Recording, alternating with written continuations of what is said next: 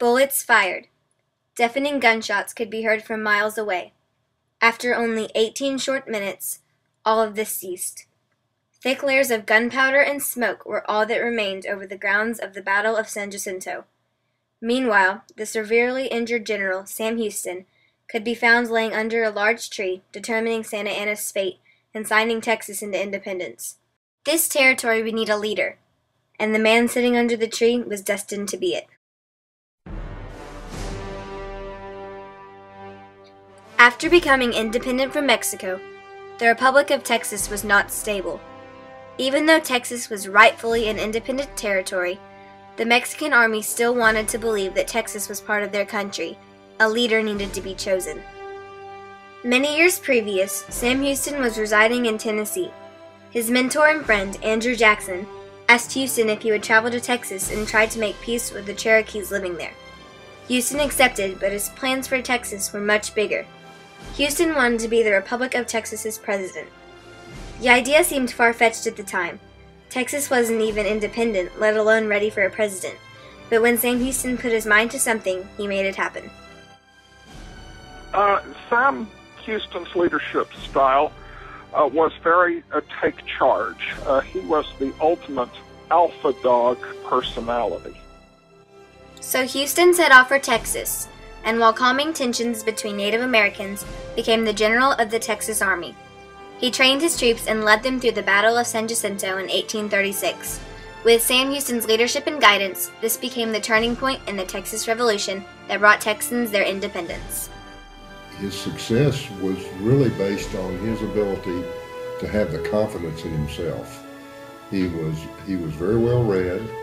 He was considered a really good judge of people and the people he had to deal with. And I think he had some of that charisma and those qualities that people are attracted to. Because he was so well liked, when Houston ran for President of the Republic, it was no surprise that he achieved victory. He was the first elected president of the Republic of Texas. Some of the things that he did was to improve relations with Indian tribes. He also greatly encouraged settlers to come to Texas by having liberal homestead policies. And so he had a very successful presidency of the Republic of Texas, during which time the Republic grew in population and prosperity. I think during his first term as the president, the Republic of Texas was a brand new entity. It was a brand new country. It was very fragile. He had to deal with the Army of Mexico that was still on its border. Financially, it was in very, very bad shape, and I think he was very conservative and very careful about maneuvering the Republic of Texas and not trying to do too much during that first term. I really do believe that it was his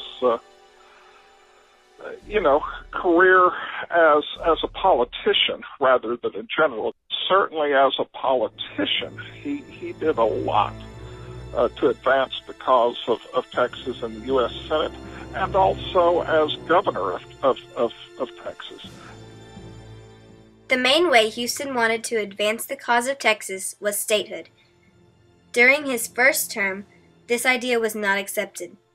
At the time, a president in Texas could only serve for 2 years and could not serve for 2 consecutive terms, so Houston was forced to give up his position. Of course, the second term was after Lamar was elected and served his term, then Houston became president again. And Lamar had devastated the state financially. That was very upsetting to Sam Houston.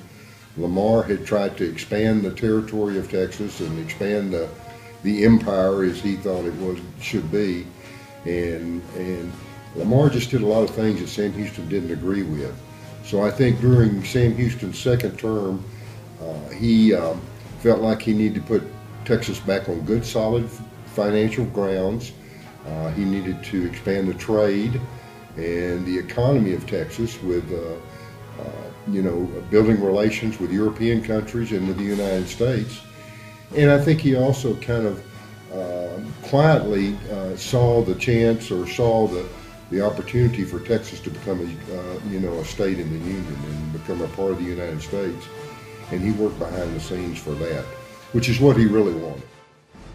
In his second term, the United States decided to accept the offer of a new state, Texas. Houston was overjoyed. To his surprise, Texans also overwhelmingly approved the annexation of Texas into the United States. On December 29, 1845, Texas became the 28th state in the United States, none of which would have been possible without Sam Houston's guidance and leadership. Houston set up extra precautions to secure the Texans from the Mexican army if they were to attack. Mexico still felt like Texas was part of their country, not part of the United States. On February 15, 1854, Sam Houston continued his political career by being given a place in the U.S. Senate. In 1859, Texans persuaded him to run for governor. Houston won the position by a landslide. The United States was changing along with Texas. Houston, a strong Unionist, was not happy with some of these changes. The United States was headed toward civil war. Sam Houston was a strong supporter of the Union. He significantly supported keeping Texas in the Union during secession. He left the governor's office in 1861 and went back to his home in Huntsville, where he lived until his death in July of 1863. Rather than support secession, Sam Houston retired from public life and spent the remaining years of his life living in Huntsville. On July 26, 1863, Sam Houston died of pneumonia at his home in Huntsville. But Houston's legacy still lives on. I think these many years later, way over a century, that we still are enjoying the legacy of Sam Houston. We as Texans still are very proud of our independence. We're very proud of the fact that we were a nation at one time, that we survived for 10 years as a nation, as a republic, and Sam led us through that. He served in the Senate during probably the most difficult time in this country's history leading up to the Civil War. And I think just that admiration and that respect for Sam Houston is a legacy that he left us, and a legacy for all the people that represent us, the people that have followed in elected positions around the state, or people that have been elected to Congress or to the Senate. I think he set a pretty high example and gave us a real legacy to follow. Sam Houston is remembered fondly today because he was a colorful figure. He represented all of the embodiment of the American frontier. He was a hard-fighting, very well-organized, extremely strong leader of great personality. Those kinds of people make tremendous impact on those around him, so that everybody that knew him knew he was tremendously special, and that image has propelled his historical reputation as well. There was a poll conducted several years ago, I think, by Texas Highways, and people voted Sam Houston the #1 Texan. So that looms large to be considered the #1 Texan. The entire state of Texas is his legacy. The city of Houston is his legacy, and I think Sam Houston would be very proud to know that the first word uttered from the surface of the moon by a human being was his name. Soldier, general, president of an independent nation, governor, San Jacinto hero, republic starter, Unionist, Texan, but most of all, leader. Sam Houston once said, "A leader is someone who helps improve the lives of other people or improve the system they live under." Sam Houston's legacy is, he truly did both.